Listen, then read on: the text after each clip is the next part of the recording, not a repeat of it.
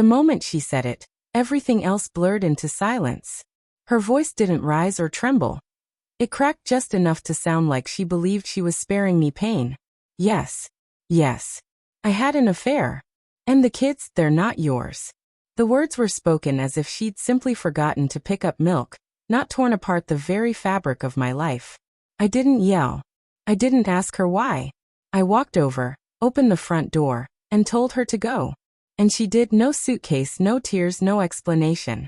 Just walked out like she was clocking out of a shift she never planned to return to. That same day, I filed for divorce. 30 years, gone with the hush of a door closing. 2 days later, I got a call from an unknown number. "Mr. Keene, we need you to come down to the station." That was the beginning of another unraveling. You don't stay married to someone for 3 decades because they're flawless. You stay because day after day you choose them. I met Angela when all I had were tired hands from night shifts and dreams stitched with overtime. She had the kind of laugh that drew attention in restaurants, a college degree, and a softness that felt like home. I thought loving her was like holding a flame borrowed from the sun. She wanted a family. I wanted to give her everything. So I took extra shifts. Missed birthdays. Came home after bedtime. I memorized the sound of my children breathing through the front door because that was when I saw them most, asleep. Still, every morning they would run to me, call me Dad, like it was the only name I'd ever had. I thought I was laying down bricks for a legacy. Turns out, I was caretaking someone else's. The signs were there. Her eyes stopped holding mine when I spoke. Her laughter came more from text messages than from our shared memories. Dinners grew quieter. She became more present in places I couldn't reach. Weekends away. Cold space in our bed. A man's watch left in her car. She said it was her brother's. She doesn't have a brother. But I said nothing. Because loving someone that long teaches you that asking too many questions feels like pulling at a thread that might unravel everything. Maybe part of me already knew. Maybe I was too afraid to see it. She confessed on a Tuesday. The sky was painfully blue. The kind of ordinary day that makes betrayal feel even more brutal. No tears. No apology. Just her truth, calmly spoken like it was a burden she was finally ready to unload. The affair had lasted 2 years. The man? Long dead. But she never told me because she said the kids loved me. That I was their real father in every way that counted. She tried to package her confession like a gift I should be thankful for. I listened, nodded, then walked to the door. My hand lingered on the knob, and for a second, I wondered if love was supposed to feel this final. Then I told her to leave. And again she did, like it had all been scripted. At the police station, they showed me a photo. A man I'd never seen before. "Do you know him?" I shook my head. They said his name was Vincent Heller, a deceased accountant who'd died in a car accident 15 years ago. Angela had used his identity. For years.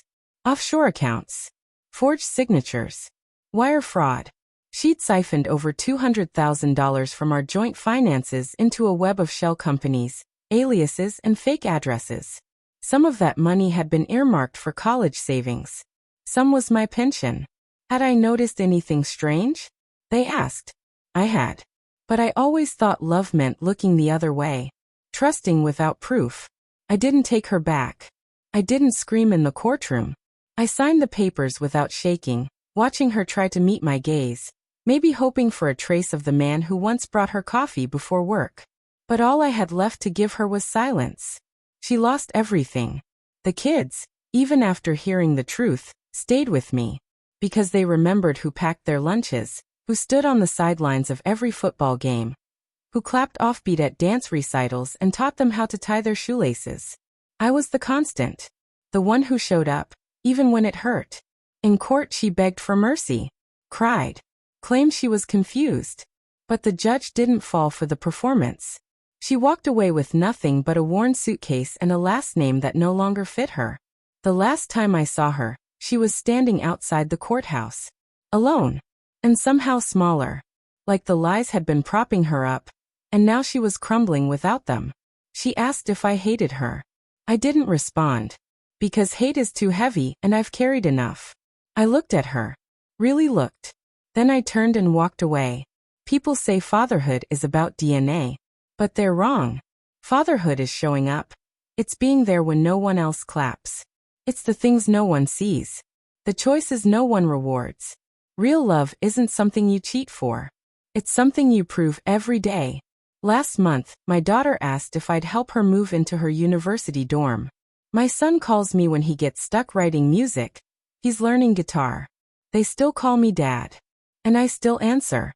Not because I've forgotten the betrayal, but because I remember the man I promised to be. Because some betrayals don't just hurt, they reveal what was never truly yours. And what always was.